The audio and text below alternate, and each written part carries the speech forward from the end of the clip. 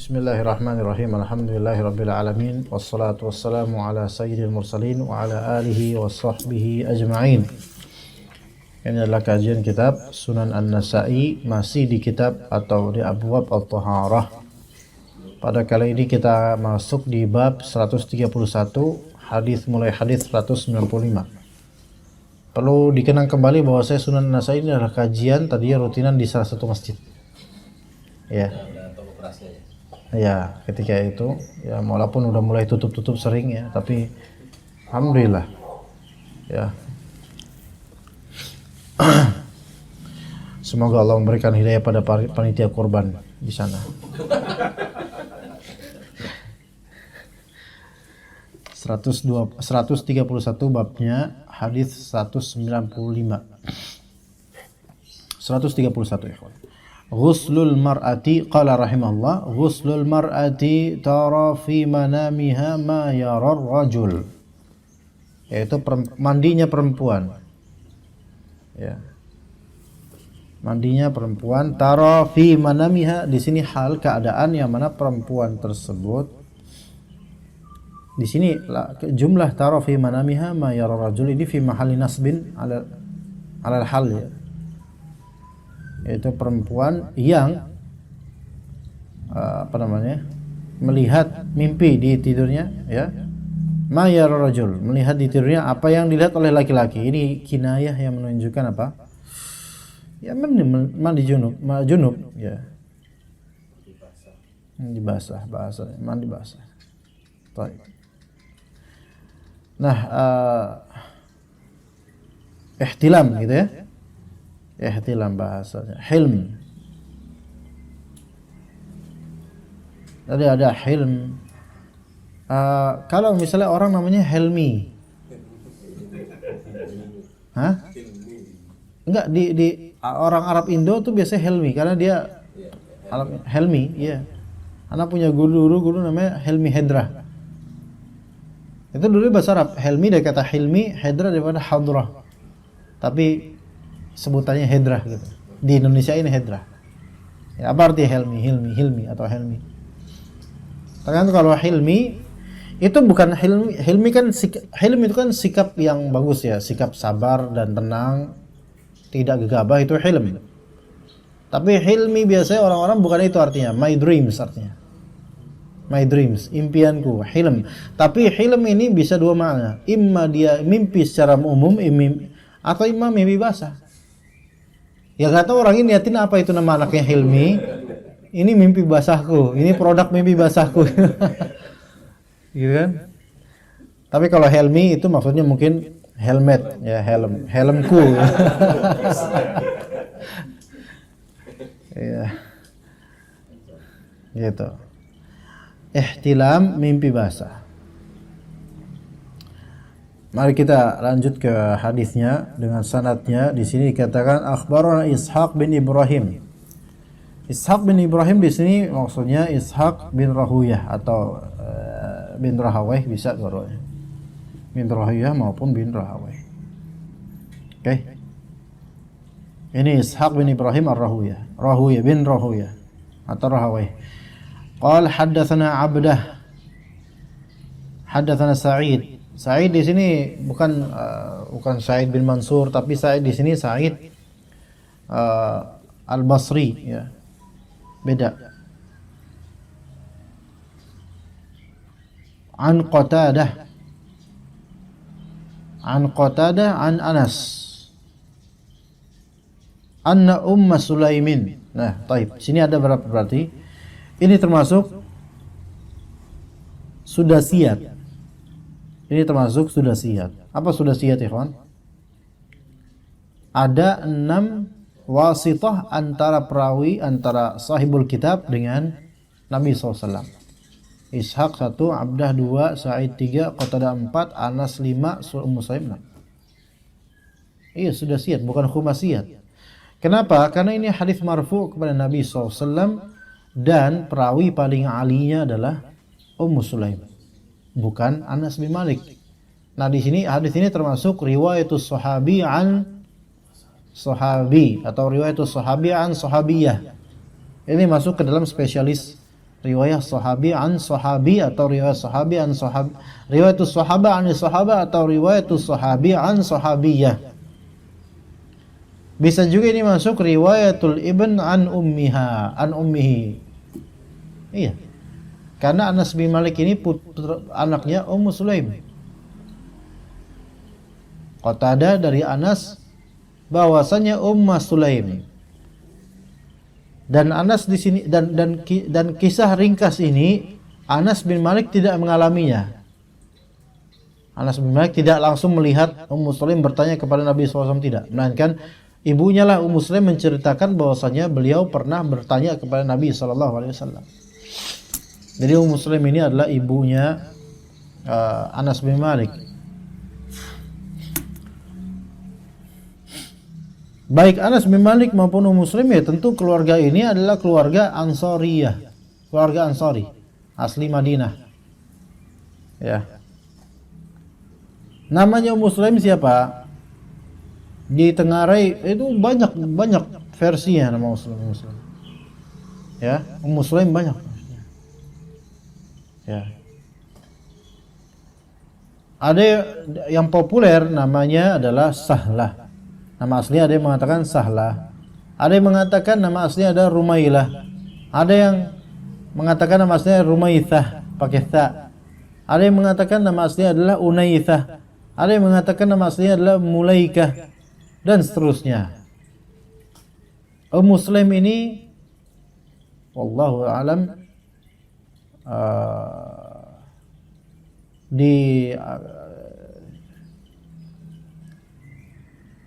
ada beliau radhiyallahu anha, tolong dikoreksi ya, beliau itu selama hidupnya menikah 3 kali. Iya, tolong dikoreksi kalau misal salah. Pertama dulu ada satu orang dulu sebelum sebelum Abu Talha, ya pernah ada, kemudian bercerai atau berpisah dengan meninggal atau apa, juga tidak harus diteliti lagi. Tapi kemudian sama Abu Talha. Oke. Nah, Abu Talha menginginkannya kemudian, dan Anas bin Malik ini bukan peranakan dari Abu Talha, bukan. Nah, ketika Abu Talha itu menginginkan Ummu Sulaim, Ummu Sulaim mensyaratkan masuk Islam dulu baru boleh sama saya. Gitu ya. Masuk Islam dulu baru saya terima. Maka Abu Talha masuk Islam dan baik keislamannya. Dan kemudian menikah. Nikahnya itu sebelum masuk Islam atau setelah masuk Islam? Setelah masuk Islam lah, enggak sah kalau nikahnya sebelum masuk Islam, enggak sah. Dari sini menjadi dalil bahwasanya pertama sah nikah orang yang baru masuk Islam terhadap orang muslimah gitu, sah. Kedua,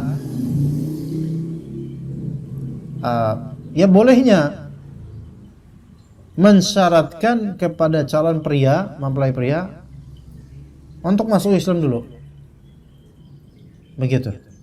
Tapi juga harus ada kriteria berikutnya, yaitu ketika keluarga perempuan ini melihat dia itu masuk Islam, memang sungguh-sungguh masuk Islam. Adapun kalau tampak darinya masuk Islam hanya untuk nikah saja dan tidak mau menjalankan prinsip rukun Islam, maka tetap tidak boleh menikah, karena indikatornya ini kuat, dia itu belum masuk Islam dengan baik itu. Takutnya madharatnya besar. Ya enggak? Misalnya ada Ummu Sulaim versi sekarang, misalnya kamu kalau mau sama saya masuk Islam dulu pak, gitu. Siap masuk Islam, syahadat, ada saksinya, masya Allah, dah. Tapi setelah syahadat itu kan ada rentang antara masuk Islam dengan nikah, kan ada rentang tuh, ada jarak mungkin 2 bulan, 3 bulan, gitu kan. Nah ternyata si perempuan ini perhatikan melalui intel, ya, tolong perhatikan itu, emang telo, gitu kan, perhatikan itu dia. Apakah dia sholat atau tidak? Ternyata setelah dia mati 5 waktu nggak pernah sholat. Maka ini nggak ada yang berubah dari status dia, karena dia sepertinya nggak mau masuk Islam. maka tidak boleh di sini. Nggak boleh. Nggak boleh dia menikah dengannya karena dia masih tetap dalam kekufurannya dengan tidak melakukan sholat. Beda dengan Abu Talha. Ya, apalagi kalau di zaman itu kan orang-orang itu nggak seperti sekarang, macam-macam buat sekarang. Dan kemudian ikhwan di sini Ummu Sulaim, beliau juga dihikayatkan bahwasanya beliaulah yang disebut oleh Rasulullah SAW sebagai yang disebut Al-Humaysa, atau disebut juga dengan Ar-Rumaysa. Jadi Rumaysa itu adalah nama Ummu Sulaim juga, ditengarai begitu. Dalam hadis riwayat Bukhari, Nabi SAW menyebutkan bahwasanya dakhaltul jannah fa idza ana birrumaysa imraati Abi Talha. Aku masuk ke surga ketika itu, ya. Dan ternyata aku bersama dengan Rumaysa, yaitu istrinya Abu Talha. Maka wallahu alam bisa, entah, orang kadang-kadang punya nama dua, bisa aja. Tadi kan yang pertama kita sebut yang paling populer Sahlah, tapi di sini Nabi SAW menyebutnya Rumaysa. Atau boleh jadi dia asli namanya Sahlah, kemudian Rasulullah SAW memberikan nama padanya Rumaysa, entah itu nama laqab atau menjadi nama asli yang zahir, wallahu alam. Tapi ya wallahu alam, ini Ummu Sulaim termasuk ihda mubasyarat bil jannah, salah satu perempuan yang diberi kabar gembira masuk surga, Ummu Sulaim radhiyallahu anha. Dan kesabarannya luar biasa. Kan ada kisah Ummu Sulaim, tahu ya? Ngerti apa yang anaknya meninggal itu? Nah itu. Iya, Masya Allah Ummu Sulaim. Iya. Antum kau punya anak perempuan namanya Ummu Sulaim. Iya, nanti punya anak, nanti kan Ummu Sulaim karena ibunya Sulaim. Ntar antum punya cucu, anaknya Ummu Sulaim ini namanya Sulaim. Tapi jangan tambahin Mustara aja, nanti Ustaz Sulaim. Hah? Sulaim kecil ya, ntar takutnya Sulaim Mustara aja nanti ngisi kajian ini lagi di masjid itu, di Masjid Tarik.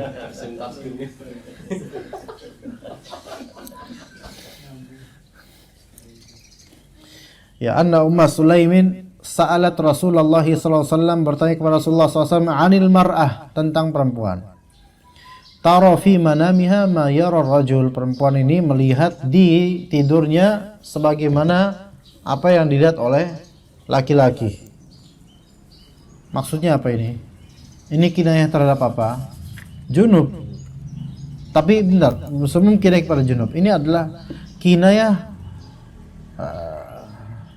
terhadap apa ya? Terhadap jima di mimpi. Kinayah terhadap jima di mimpi. Karena al-mar'atu tara fi manamiha ma yara rajul, ya laki-laki juga kadang di mimpinya ngelihat setan. Tapi bukan itu dimaksud. Ya kan? Ya, melainkan dimaksud al-jima. Qal idza anzalatil ma'a faltaghtasil. Enggak. Bukan idza anzalatil, bukan. Gimana bacanya, ikhwan? Di situ baca gimana? Ada harokat enggak sih? Pakai ini, pakai fathah. Idza anzalatil ma'a. Fa'ilnya al-mar'ah ya. Al-mar'ah ya, tayyib. Idza anzalat al-mar'atu al-ma'a, gitu ya. Jika perempuan itu telah menurunkan air, ya maksudnya ya mani, al-ma' di sini lafalnya am tapi urida bihil khas. Ya. Maka faltaghtasil, maka hendaklah dia mandi.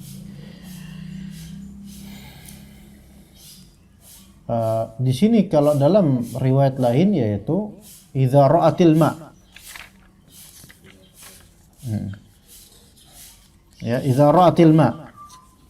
Ya, inzal mani itu juga bisa. Nanti dia di dua hadis setelahnya 197 itu ada idza ra'atil ma', ya. Insyaallah gitu. Maksudnya al-ma' di sini apa? Al-ma' di sini adalah al-mani ba'dal istiqaz.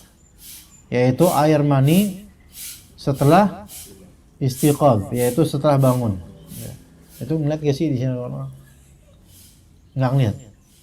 Di belakangin. Suasana. Itu banyak sendal, Pak. Nah, al-mani ba'dal istiqadh. Jadi jika dia melihat air mani setelah bangun.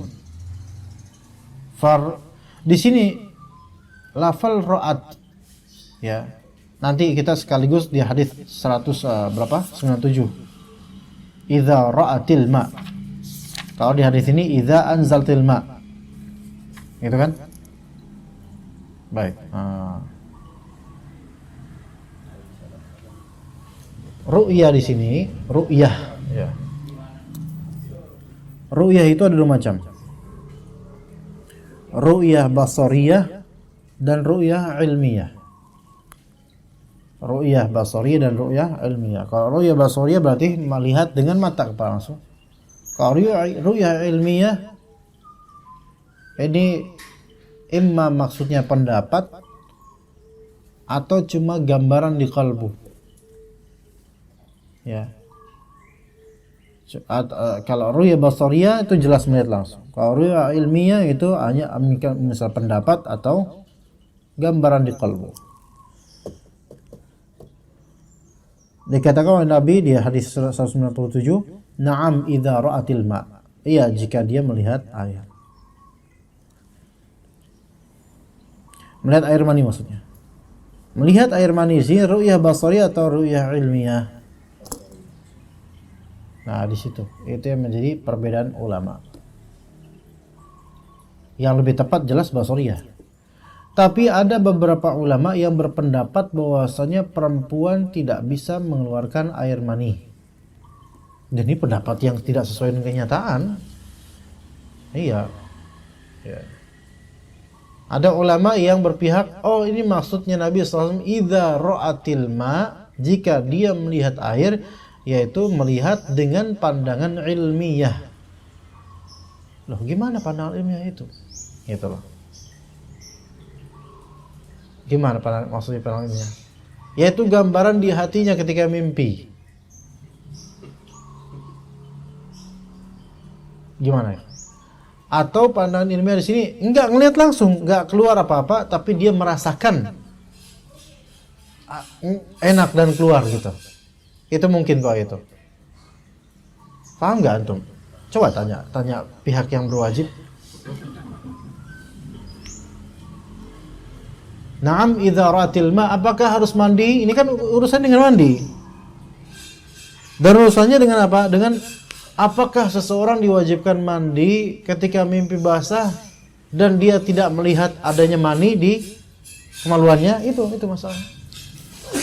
Kalau misalnya idza ra'atil ma di sini, ra'i di sini adalah ra'i secara ilmi, hanya anggapan bahwasanya di mimpinya itu dia sampai klimaks. Itu maksudnya. Kalau ternyata di mimpinya itu sampai klimaks, kerasa sampai klimaks dan indah sekali, ketika bangun dia nggak ngelihat, tapi dia telah melihat secara mimpi, ilmi itu. Maka dia tetap wajib mandi karena sudah mengalami klimaks secara kehaluan mimpinya. Gitu. Pak Wihadil jangan mimpi, Pak Wihadil. Jangan mimpi. Ini kita bahas mimpi, antum mau melaksanakan sekarang jangan. Iya, enggak, anang lihat antum tuh sudah mulai tawadhu. Iya, anda tuh beda antara tawadhu dengan nu'as itu beda. Gerakannya beda, ikhwan. Iya. Enggak bisa dipura-purakan. Ya, itu kalau misal itu jadi memang ada ulama yang berpendapat bahwasanya satu, perempuan tidak bisa keluar air mani. Itu satu. Padahal ya Anda nggak tahu ya, karena namanya ulama mungkin karena nggak memperhatikan perempuan banyak yang mungkin istrinya lah seperti itu mungkin gitu. Jadi nggak terbayang baginya. Ya, itu satu. Ya. Dan yang kedua, ada ulama yang berpendapat bahwasanya mujarrad al-hilm, cukup mimpi saja itu sudah membuat dia apa? Mandi junub. Maksudnya mimpi sini mimpi jima, dan sampai mengalami hal yang nikmat dalam mimpi itu. Mungkinkah, ini pertanyaan, mungkinkah mimpi jima dalam mimpi, mungkinkah membuat pemiliknya merasa nikmat? Mungkin nggak? Mungkin. Tapi pas bangun ternyata tidak ada efek di kepalanya, mungkin nggak? Mungkin. Jika itu terjadi, apa sikapnya gitu loh? Apakah dia harus mandi atau tidak? Nah di sini ulama berbeda, walaupun yang benar tidak mandi, tapi ada ulama yang berbeda, mandi tetap. Loh, kenapa? Karena menurut kami idza ra'atil ma'sini, ra'yun di sini bukan ra'yun basari, tapi ra'yun ilmi. Gitu. Ya, itu khilafiyah di situ. Nah, makanya mereka mengatakan idza ra'atil ma', jika dia ra'at al-ma, ini maknanya bukan idza basaratil ma atau idza nadhara ilal ma gitu, bukan. Tapi ditafsirkan idza ra'atil ma, idza alimat bil ma, jika dia mengetahui adanya air, yaitu mengetahui dalam artian ngerasa bahwasanya di dalam kemaluannya ini, kan beda laki-laki perempuan ya, ada kerasa tuh kayak nikmat dan efek dari mimpi tadi.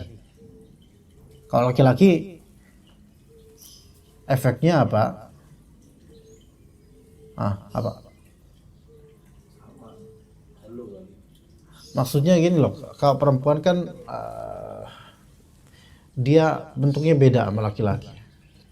Laki-laki kalaupun memang efeknya itu membesar dan tegang, ya kan? Bangun-bangun tegang, gitu kan? Nah, tapi kan nggak kelihatan air gitu, misalnya. Kalau perempuan kerasa enak gitu, ya, dan kerasa bagian dalam itu kayak apa namanya, basah, tapi di dalam. Dan ketika dia melihat ke saat dalamnya atau kemaluannya, dia tidak mendapatkan basahan apapun. Nah, sebagian ulama berpendapat mandi. Tapi yang lebih tepat adalah di sini adalah apa? Tidak. Karena barometernya di sini adalah yaitu keluar air mani. Keluar air mani itu barometernya. Ya. Tidak wajib mandi. Begitu juga perempuan, ya. Maka ru'yah di sini ru'yah secara zahir. Jangan ditafsirkan ru'yah yaitu ilmiah, enggak, ya. Baik, lanjut hadis berikutnya. Akhbarana Katsir ibnu Ubaid an Muhammad bin Harb an Az-Zubaydi an Az-Zuhri an Urwata anna Aisyah akhbarathu anna Sulaimin kallamat Rasulullah sallallahu alaihi wasallam. Baik, hadis ini ada berapa wasitah antara sahibul kitab dengan Rasulullah SAW.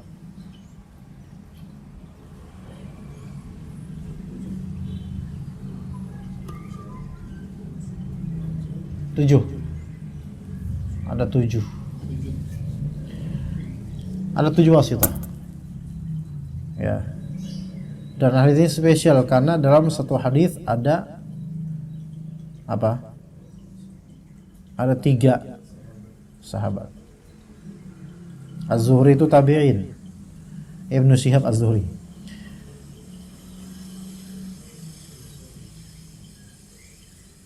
Nah, ini hadis ini sanadnya beda total dengan yang sebelumnya. Walaupun puncak sanadnya yang paling tingginya a'la sanad Sulaim juga. Dan hadis ini hadis yang sama dengan hadis Anas bin Malik yang tadi. Maksudnya sama dalam tema. Dan memang hadis yang sama. Hanya sepertinya Sulaim pernah mengabarkan kepada Aisyah, sekaligus pernah mengabarkan kepada putranya sendiri, yaitu Anas bin Malik. Begitu, ikhwan. Ya. Anna Sulaimin kallamat Rasulullah SAW wa Aisyah jalisah. Sulaim pernah berbicara kepada Rasulullah SAW dan Aisyah duduk.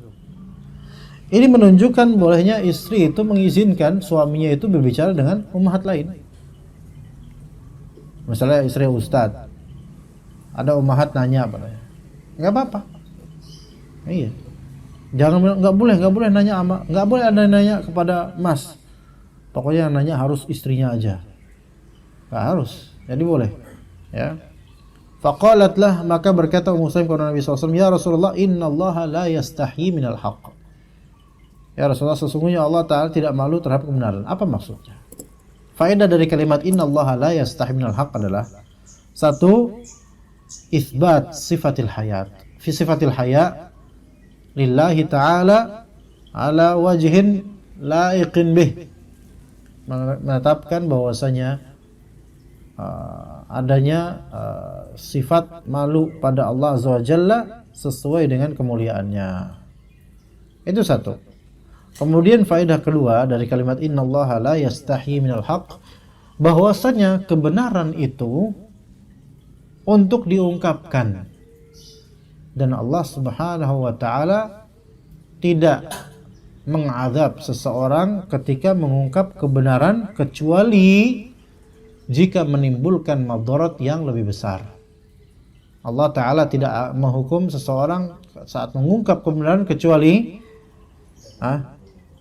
jika terjadi madarat yang lebih besar. Maka jangan, ya, madarat lebih besar jangan. Apa contohnya ikhwan? Mengungkap kebenaran tapi antum tahan karena apa? Mencegah madarat yang lebih besar. Apa contohnya? Menahan diri dan mensyiarkan korupsi dalam masjid. Iya. Iya kan? Kalau antum siarkan, khawatirnya jemaah nggak percaya lagi nanti sama masjid, terjadi fitnah, maka cukup internal saja. Ya. Itu mencegah madarat lebih besar. Kecuali kalau memang korupsinya itu sudah masif, kerugiannya sudah menelan banyak korban, maka mungkin lebih afdal adalah mempublisnya selama memang sudah betul-betul tabayun. Iya, tapi kalau yang korupsi satu orang ditilap sama dia satu orang doang gitu, maksudnya satu orang, kalau kita syiarkan orang akan menyangka yang korupsi semuanya, maka ini jangan, madaratnya lebih besar, yang nggak bersalah malah jadi kena. Gitu ya, kawan. Jadi kebenaran untuk diungkap itu tidak untuk dihayakan gitu, kita membahas masalah yang tadi tentang kemaluan, junub, bagaimana perempuan apakah mengalami junub atau tidak dan sebagainya. Itu kalau kita bincangkan di Metro Mini ya tabu lah. Iya, orang ngiranya kita sedang bicara tentang kemaluan doang gitu. Tapi kalau misalnya kita bicara di majelis ilmu atau dalam istifta atau dalam istifsar tanya, maka ini innallaha la yastahi minal haqq. Iya. Ada secari pertanyaan misalnya, Ustaz, apa hukumnya oral seks? Dan pertanyaan itu di masjid. Apakah relevan? Relevan, hukum oral seks relevan. Asal pelajari berkaitan dengan itu, jangan pelajaran balaghah tapi gitu. Antum maksudnya apa ini? Ya. Nah, jadi boleh. Tapi maksud dari situ bukan untuk lucu-lucuan aja nanya kayak gitu, bukan, tapi untuk memang mengetahui hukumnya. Ya. Ya, begitu Allah. Kemudian ara'aital mar'ata tara fin naumi ma yara rajul afataghtasilu min dzalik. Bagaimana jika perempuan melihat di tidurnya apa yang dilihat oleh rajul, maksudnya melihat maksudnya jima. Ya. Apakah mandi dia? Faqala laha Rasulullah SAW. Maka Rasulullah berkata kepadanya, "Na'am." Na'am, ya. Qalat di sini, "Na'am," langsung. Padahal redaksinya ini nggak ada keluar air mani. Redaksinya hanya mimpi. Nah, ini yang membuat beberapa ulama berpandangan walaupun cuma mimpi, selama terasa nikmat dalam mimpi itu mandi. Karena ini Rasulullah bilang tanpa ada tafsilan, tanpa ada rincian, maka juga kita bisa bilang, ya akhi, di sini fahami baik-baik kaidah usul dalam mentaufik dalil demi dalil. Lihat dalil yang tadi yang pertama kita bahas apa? Lafalnya idza ra'atil ma atau idza anzaltil ma. Di dalil yang kedua riwayat Aisyah dari Ummu Sulaim itu tanpa idza ra'atil ma atau tanpa idza anzaltil ma, melainkan cukup pertanyaan kalau mimpi doang, mimpi gimana Rasulullah? Apakah wajib untuk mandi? Naam. Ini dalil ini sepertinya umum mimpi basah. Nah, kalau dalil yang pertama tadi itu dikhususkan di taqyid. Ini mutlak mimpi basah. Pokoknya selama itu ada mimpi jima maka mandi junub. Nah, kalau di hadis pertama itu muqayyad dengan idza anzaltil ma.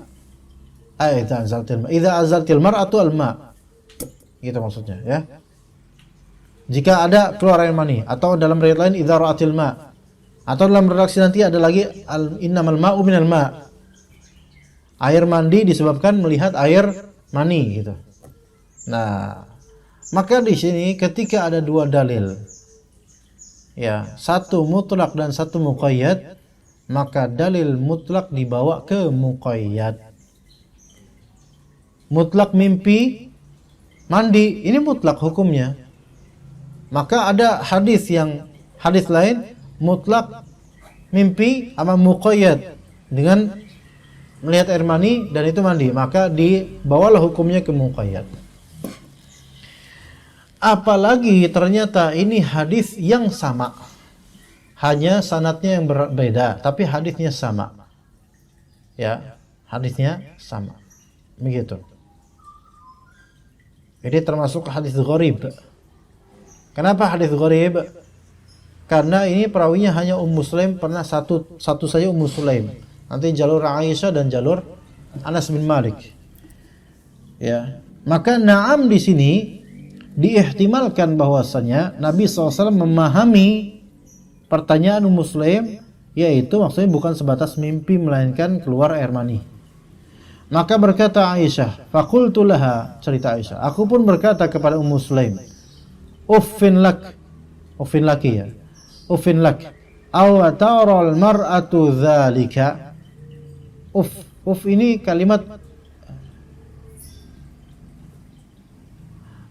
kalimat bisa untuk ihtiqar. Ihtiqar itu merendahkan, menghina. Bisa juga kalimat untuk zajar. Apa zajar Indonesia apa ikhwan? Atau gini, bukan zajar, inkar. Ya, zajar atau inkar sama, mengingkari gitu. Kalau ihtiqar menghina, kalau inkar mengingkari. Bahasa kitanya itu gitu loh. Iya. Kalau untuk ihtiqar bisa. Kayak misalnya apa ya? Ana tadi malam baru ihtiqar dalam ada pengingkaran juga gitu loh. Gimana misalnya? Ana tadi malam, misalnya ada orang cerita ke antum, tadi malam jalan pulang sendiri loh. Antum bilang, sayur katuk pulang sendiri, nggak berani antum. Ini ada ihtiqar, sayur katuk, sayur katukan. Ya, tahu sayur katuk kan? Ya kan kadang-kadang ngejek orang tuh pakai nama-nama seperti itu. Alah, dia mah sayur katuk, nggak beranian orangnya gitu. Ya, maka ada, gitu. Itu dalam bahasa ini Maka fala taqul wala taqul lahuma Jangan katakan pada orang tua ini bisa ihtiqar, bisa ingkar. Dua-duanya sama. Maksudnya dua-duanya enggak boleh terhadap orang tua. Misalnya orang tua nyuruh bapaknya cerita, bapak dulu waktu muda itu terus anak bilang, cemen lu bang. Maka gitu itu udah masuk ke dalam ya, ihtiqar atau inkar. Ya. Inkar ya apaan sih? Gitu loh, mengingkari sesuatu itu gitu loh. Ya. Misalnya apa ya? Ya misalnya di majelis ya pokoknya mengingkari dengan seperti itulah. Anda nggak tahu lagi. Anda soalnya jarang melakukan hal seperti itu. Biasanya memuji. Anda seringnya memuji. Ya Pak. memuji terus habis itu hanya jatuhin habis itu. Ya, jadi ihtikar atau inkar. Dan sepertinya Aisyah di sini mengucap uffin lak, itu mengingkari, bukan dengan maksud menghina Muslim. Enggak, mengingkari. Awatar al-mar'atu dzalika? Apa emang perempuan kayak gitu? Emang bisa perempuan kayak gitu? Kan mengingkari. Nah, kalimat ini ikhwan, awatar al-mar'atu dzalik, ini menunjukkan bahwasanya tidak semua perempuan itu bisa keluar. Ini kalimat ini kita nggak ngomongin jorok ya. Ini ilmiah gitu loh. Ini menunjukkan tidak semua perempuan itu bisa keluar. Hatta terangsang. Tapi afwan, untuk bisa sampai klimaks keluar itu nggak semua perempuan. Ya. Bahkan sebagian ulama mengatakan, ana baca di penjelasannya, ya, fihi dalilun ala, kata Ibnu Abdul Bar ini Al-Maliki, fihi dalilun ala annahu laisa kullu nisa yahtalimna. Ini dalil menunjukkan bahwasanya tidak semua perempuan itu mimpi basah. Ya, bahkan tidak semua laki-laki mimpi basah sebenarnya. Sama kayak laki-laki juga. Ya. Maka dikatakan pula oleh beliau, wa illa lama ankarat Aisyatu wa ummu Salam hadzalika. Sepertinya dari riwayat lain Ummu Salamah juga mengingkari masalah seperti ini. Ummu Salamah, salah satu istrinya beliau sallallahu alaihi wasallam, radhiyallahu anhum jami'an. Nah, di sini karena diingkari oleh Aisyah dan Ummu Salamah menunjukkan bahwasanya wallahu alam dan radhiyallahu anhuma, beliau itu dalam kondisi ketika itu tidak pernah ihtilam. Dan tidak pernah ihtilam itu juga mengindikasikan bahwasanya mungkin saja untuk keluar klimaks air mani itu tidak terwujud pada diri perempuan-perempuan ini. Tapi itu bukan berarti ketika terjadi jima' dan wata' bukan berarti tidak menikmati. Tetap menikmati. Dan tidak melazimkan keluarnya air mani karena klimaksnya perempuan nggak keluar sama sekali dan nggak pernah keluar, nggak melazimkan tidak beranak. Gimana, paham nggak maksudnya ikhwan? Iya begitu. Nggak mesti, oh dia punya anak berarti pasti saya pernah klimaks, nggak mesti gitu. Hatta anaknya mungkin 10, 8, belum tentu istrinya tuh pernah klimaks, belum tentu. Ini memang ya Allah rezekikan orang beda-beda. Ada yang Allah rezekikan dia klimaks, ada yang Allah rezekikan tidak. Dan ini suatu hal yang di sini hal yang perlu diperhatikan oleh beberapa orang yang menawarkan produk-produk untuk strong. Ya. Jadi begini ikhwan. Ini hal yang kenyataan ya. Beberapa rekan yang memprodukkan memasarkan produk untuk supaya strong gitu ya. Baik bentuknya dia olesan, minyak, ada yang bentuknya racikan untuk diminum, ada yang bentuknya senam. Ya 3 itulah daurnya itu. Kalau enggak olesan, kalau enggak ramuan untuk dikonsumsi seperti jamu-jamu tertentu, atau gerakan-gerakan senam tertentu dan teknik-teknik. Nah, beliau ini kerap kali di antara poin marketingnya adalah kita ini wajib untuk memuaskan istri kita. Ketahuilah bahwasannya yang wajib itu adalah menafkahi batin semampunya. Urusan memuaskan itu relatif. Nggak bisa antar suami dan istri itu semuanya harus disamaratakan. Nah, ditafsirkan oleh sebagian dari mereka, dan ini ana juga memperhatikan ya masalah mereka, beliau ini mungkin niatnya baik sih, memang niatnya baik. Tapi ditafsirkan bahwasanya kalau seorang suami belum pernah membuat maaf ya istrinya, ngecurhat ya, membuat istri, alhamdulillah gak ada Khalid di sini ya, membuat istrinya klimaks, berarti suami ini belum menafkahi batin, enggak, khata'. Kata Allah, fattaqullaha mastata'tum. Karena suami boleh jadi sudah berusaha, namun ketahuilah tidak semua perempuan itu punya sisi ihtilam, dan tidak semua perempuan itu punya sisi klimaks. Belum tentu karena suaminya ini lemah, belum tentu, mungkin suaminya strong. Iya. Tapi kan fisik manusia beda-beda. Mungkin istrinya karakternya beda. Mungkin terlalu polos. Mungkin nggak pernah kebayang jimat tuh kayak gimana, nggak pernah kebayang. Diginin bingung. Sampai usia berapa nggak pernah kerasa tuh seperti apa. Mungkin karena polosnya. Iya. Karakter beda-beda ya, kawan. Jadi nggak bisa kemudian kalau ini misalnya antum sebagai dai misalnya. Kenapa Pak? Enggak ini nggak ngomongin antum Pak. Takutnya tersinggung lagi nanti, anak kan nggak ngomongin individu di sini. Nah, jadi kadang-kadang kalau misalnya nih, dalam dakwah nih ada apa sih? Hah? Janjian? Janjian apa? Apa? Wah, Masya Allah. Masya Allah Bapak. Enggak, ini banyak orang bukannya bagi-bagi, antum malah buat sendiri itu. Ya Masya Allah ya. Semoga berkah. Masya Allah, semoga berkah Pak. Ya, ini lagi panas-panasnya Pak. Nah, kirain antum tersinggung gitu kan. Iya. Nah, jadi ketika kita misalnya diminta istifta, ada orang istifta sama kita, Mas, gimana ya? Sejujurnya ini jujurli ya, istri saya tuh nggak pernah klimaks misalnya.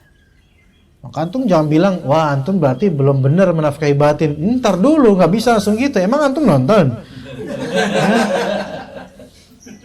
Orang udah berusaha, Iya nggak? Ya dan nggak boleh juga semasa saksi kayak gitu. Iya, Allah yang lebih tahu tentang masalah ini, Allah yang lebih tahu. Mungkin udah berusaha menunaikan haknya, tapi ya kalau Allah belum kasih gimana? Gitu kan? Kayak misalnya, ya afwan, belum punya anak.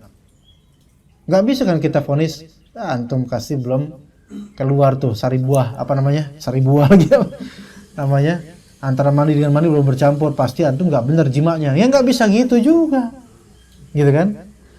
Nah begitu ya ikhwan. Ya, memuaskan pasangan itu dengan nafkah batin itu tidak melazimkan harus adanya keluar dari sisi perempuan. Ya begitu. Wallahu a'lam. Wallahu a'lam. Taib. Di sini pengingkaran dari Aisyah dan juga dalam riwayat lain Ummu Salamah juga serta ikut. Maka kata faltafata ilayya Rasulullah SAW. Maka Rasulullah SAW pun menoleh kepada Aisyah radhiyallahu anha. Maka berkata taribat yaminuk. Ini juga ungkapan-ungkapan yang sebenarnya di Indonesia itu nggak ada artinya. Ya, tanganmu di tanah ya. Coba kalau diterjemahkan apa? Taribat yaminuk. Tanganmu di tanah. Tangan kananmu pula, tangan kananmu di tanah. Orang Indonesia nanti bakal istinbat hukum dari situ. Ya, apa? Jadi kalau misalnya nggak ngelihat air, taruh tangan di ya enggak gitu. Ya. Atau tanganmu masuk ke dalam tanah gitu. Enggak. Iya bahasa kita aja, di bahasa kita ini gimana? Kamu nih gimana? Kayak gitu loh. Ya seperti itulah, semacam itulah. Enggak diterjemahin pun enggak masalah gitu loh. Karena taribat yaminuk ini enggak ada masalah hukum di balik itu. Famin aina yakunu asyabah. Ya. Dari mana? Kalau misalnya tidak ada mani, maka dari mana syabah? Keserupaan anak itu dengan ibunya. Paham nggak? Mani itu bisa keluar, tapi keluarnya mani antar orang itu beragam gayanya atau ini ya, beragam. Iya. Dan menurut penelitian ya, Ana nggak tahu Ana meneliti sendiri atau bagaimana ya, perempuan yang maaf ya, centil dan punya roghbah ke laki-laki itu lebih mudah untuk keluar. Wallahu alam ya, Allah alam. Ana belum observasi lebih lanjut. Enggak, tapi karena memang secara psikologis keluar mani itu juga kan dari hati juga, ini apa ya, keinginan hati juga. Makanya dalam hubungan jima itu seseorang bisa men-setting mau keluar tahan, itu kan hati yang mengontrol juga. Kemudian berlanjut ke fisik yang berusaha menahannya, gitu. Maka perempuan yang memiliki kecentilan dan roghbah itu biasanya lebih mudah untuk klimaks umumnya. Dan perempuan yang udah nggak punya pikiran itu biasanya bodoh amat dah. Iya. Dikatakan oleh beberapa orang, walaupun ini tidak mutlak seluruhnya, perempuan kalau udah usia 40 tahun kemudian berikutnya itu memang roghbahnya udah kurang untuk jima. Ya, makanya untuk sampai keluar itu udah kurang. Karena roghbahnya udah kurang. Kecuali kalau 40 tahun baru puber, kecentilan baru tuh, ya. Tapi biasanya berkurang sampai menopause, sampai mungkin tidak punya roghbah lagi. Jadi di situ ya, kawan. Tapi kita nggak mengatakan bahwasanya semuanya seperti itu. Ya, maka mani itu bisa keluar. Kalau memang perempuan nggak bisa keluar mani, lalu bagaimana kok anak ini bisa serupa dengan ibunya gitu loh? Ya. Sebagian, kalau mungkin antum pernah dengar juga, sebagian mengatakan bahwasanya dominasi keserupaan itu sesuai dengan dominasi maninya juga gitu loh. Dari segi kualitas atau kuantitas. Dominasi keserupaan gitu. Nah, lihatlah anak-anak antum. Mirip sama siapa? Ya gitu kan. Gak ada mirip-miripnya sama Ana misalnya. Oh, berarti istri antum lebih dominan di sini gitu. Gak mirip juga. Nah, ini berarti dari mana ini? Wallahu alam gitu kan. Ya, kemudian hadis berikutnya ya, kawan. 190. Jam 7 lewat, Kin. Gimana? Kita ke Taifah gimana nih? Gimana, Putra? Kita lanjut sampai setengah 8 aja lah. Padahal kajian Taifah jam 8 loh padahal mulai. Akhbarana Syu'aib bin Yusuf qala hadatsana Yahya bin Hisham qala akhbarani abi an Zainab binti Ummi Salamah an Ummi Salamah. Nah, ini lihat riwayat lain. Annam ra'atan qalat.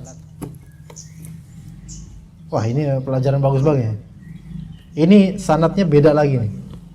Ya. Dari Yahya bin Hisham Zainab binti Ummi Salamah, dari putri ke ibunya, dari putri ibunya, an Ummi Salamah. Ummi Salamah ini namanya Hindun. Ini disebut Hindun Al-Makhzumiyah, satu kabilah dengan Khalid bin Walid. Ummi Salamah, ya, istri Nabi SAW. Annam ra'atan qalat. Nah, imra'atan di sini kan mubham, ini namanya mubham. Ini disebut dalam ini ism yang mubham, nggak ketahuan siapa. Kalau mubham itu ada di a'la sanad nggak masalah, karena ini pasti sahabat. Kalau mubham itu ada di tabaqat tabi'in atau tabi'ut tabi'in, maka harus dicari sanad lain untuk menjelaskan keijmalan nama ini. Harus muayyan namanya. Kalau mubham doang nggak ketemu, maka sanadnya berarti dianggap majhul, berarti nggak sahih riwayatnya. Tapi ini sahih. Imra'atan di sini ihtimalnya siapa? Ihtimal terkuatnya ya Ummu Sulaim. Karena dalam redaksi lain di Sahih Muslim dan Sahih Bukhari sarahatan dikatakan anna Ummu Sulaimin, walaupun riwayat Ummu Salamah. Wallahu alam, ini sepertinya ketika itu ada Ummu Salamah, ada Aisyah. Gitu ya, ada Ummu Salamah, ada Aisyah, kemudian ada juga Ummu Sulaim. Ummu Salamah istri Nabi, Aisyah istri Nabi menyaksikan ini. Wallahu alam, sepertinya begitu. anna imra'atan qala ya Rasulullah inna Allah la yastahi minal haqq hal 'alal mar'ati ghuslun idza hiya ihtalamat. Apakah wajib atas perempuan untuk mandi jika dia mimpi basah? Nah, memang ada sedikit perbedaan dengan hadis Aisyah, tapi enggak apa-apa.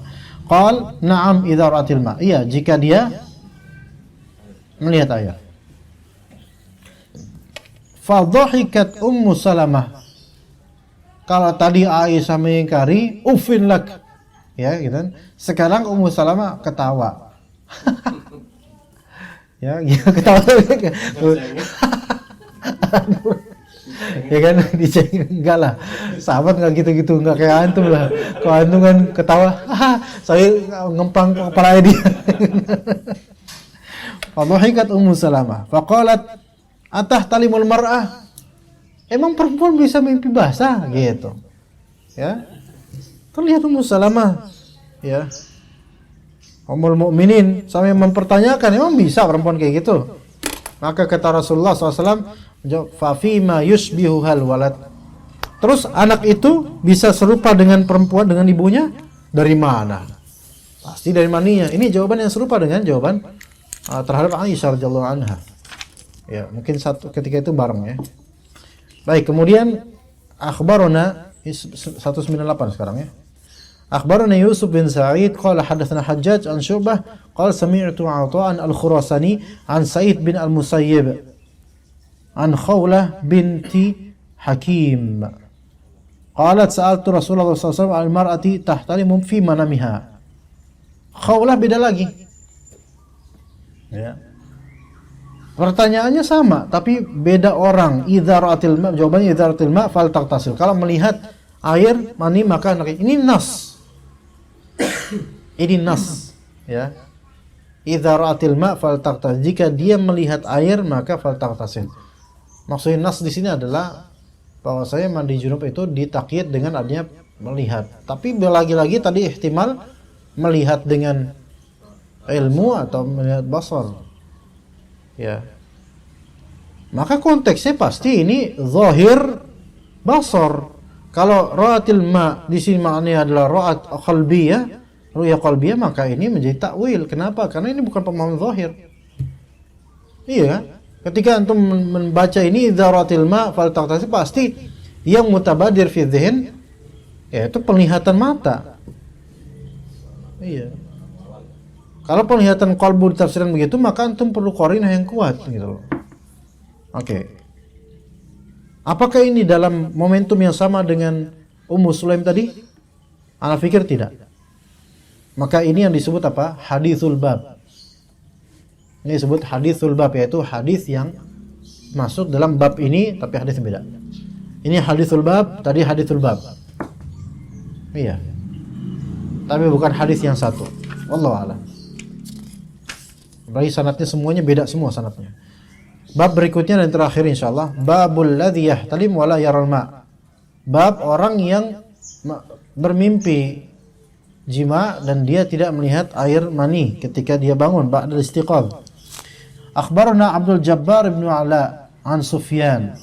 Ya, Sufyan bin Uyainah di sini an Amr. Di sini Amr bin Dinar. Bukan Malik bin Dinar, Amr bin Dinar. Beda lagi. An Abdurrahman bin Sa'ib, an Abdurrahman bin Su'ad, an Abi Ayyub al-Ansari. An Nabi SAW qala, al-ma'u minal ma'. Al-ma'u minal ma'. Lihat di sini al-ma'u minal ma'. Dua-duanya ini al-ma' dengan al-ma', dua-duanya am urida bihil khas, dua-duanya. Al-ma' yang pertama adalah al-ghusl, ightisal, mandi. Al-ma yang kedua adalah al-mani. Itu. Artinya apa? Dan min di sini min sababiyah. Min di sini min sababiyah. Artinya mandi junub disebabkan dari mani. Nah, maninya ini apa maksudnya? Berarti maninya dilihat. Iya. Maka dikatakan mafhum mukhalafahnya adalah la yajibul ghuslu bila mani. Tidak wajib mandi kalau tanpa adanya kelihatan air mani, itu mafhum mukhalafah. Ya, itu al-ma minal ma.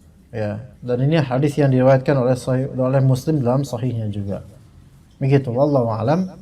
Ya udah jam 7.15. Kita cukup sampai sini insyaallah.